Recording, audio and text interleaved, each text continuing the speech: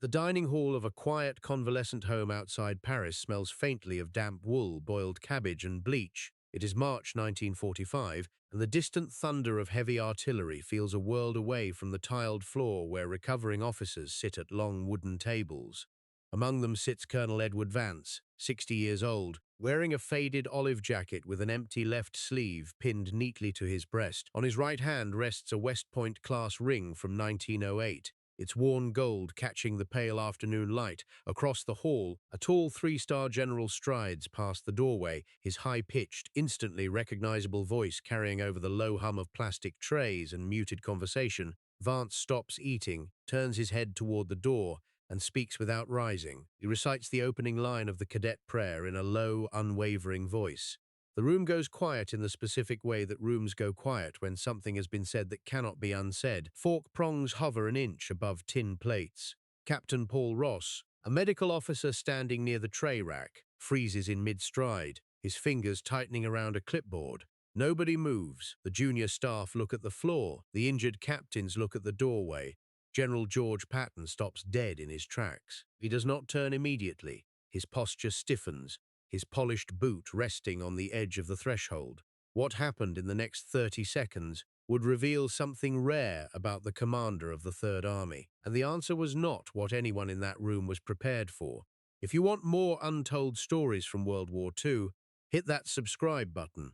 Let me back up a second, because to understand what it cost Edward Vance to speak across that dining hall, you need to understand what an officer convalescent home in March 1945 actually was, and how strict the unwritten rules of military protocol remained even among the broken. On paper, these facilities were rest houses, converted French chateaux or municipal hospitals stripped of luxury and repurposed for senior officers recovering from non-lethal shrapnel wounds, severe exhaustion, or amputations. In reality, they were quiet islands of immense tension, floating just behind the roaring edge of the Western Front. Men who had spent months commanding regiments in the freezing mud of the Ardennes or leading artillery barrages across the Saar River sat at wooden tables in silence. They were officers who still carried the weight of hundreds of subordinate lives in their minds, now suddenly reduced to waiting for medical boards to clear them for duty or send them home on transport ships. Discipline was not enforced by shouting drill instructors. It was maintained by the invisible oppressive weight of rank and shared history. In that ecosystem, a three-star general, particularly the commander of the Third Army, whose name dominated the front-page headlines of every Allied newspaper, was practically an untouchable figure. Lower-ranking officers were conditioned by years of service to pull themselves to rigid attention, lower their eyes, and yield the right of way the moment polished leadership entered a room. To call out across a quiet, crowded hall, to interrupt an army commander with an unsolicited, deeply personal recitation, was an unthinkable breach of every established norm. The invisible calculation every man in that dining hall performed in the second Vance spoke was instantaneous. It was the same math every officer runs when a peer risks court-martial or public humiliation. A direct disruption of General Patton could mean an immediate reprimand, a permanent stain on an officer's record, or an order returning a half-healed man to a rear echelon desk in disgrace. And the stakes across Europe that spring made every single authority figure hypersensitive to order. The Allies were pushing across the Rhine, straining logistics to the absolute breaking point. Thousands of gallons of gasoline, thousands of tons of ammunition, and thousands of fresh replacements were being shuffled across damaged French railways every single day. A delay of 20 minutes on a bridge, a single miscalculated supply line, or a breakdown in command authority at any level translated into measurable costs. Extra days in the field, extra casualties on the riverbanks, and men lost on cold asphalt roads before the artillery could clear a path. Every piece of the military machine was expected to function with precise, silent discipline. And that was the room Colonel Edward Vance raised his voice in. Picture the scene. It is early afternoon, and the light filtering through the tall, dirt-streaked windows of the French chateau casts long, cold shadows across the dining hall. 60 recovering officers sit scattered among 30 wooden tables, their mess kits resting on scrubbed pine boards. The air is heavy with the static tension of men who are physically present in a quiet room but whose minds are still locked into artillery coordinates, map overlays, and casualty lists. When General Patton stops at the doorway, the entire room freezes into a single collective posture of rigid uncertainty. Every eye in that hall is fixed on the back of the general's neck. Men who had faced mortar fire in the Ardennes without blinking now hold their breath, silently weighing the sheer weight of what they had just witnessed. They watch Colonel Vance sitting at his table, his single hand resting near his worn class ring, his spine straight, looking straight ahead. The young captains and majors at the surrounding tables perform an instant operational calculation. They know the legendary volatility of the Third Army commander. They know that interrupting a three-star general with an unprompted recited prayer could easily be interpreted as a public challenge, a breach of fundamental military order, or the act of a shell-shocked officer who has lost his grip on reality. Captain Ross, watching from the tray rack, prepares himself for a sudden outburst that would clear the room. Stay with me, because what happened next in that room is the part nobody was expecting. The accounts that survive are consistent in shape. General Patton stopped dead in his tracks, his head turning slowly toward the table where the old veteran sat.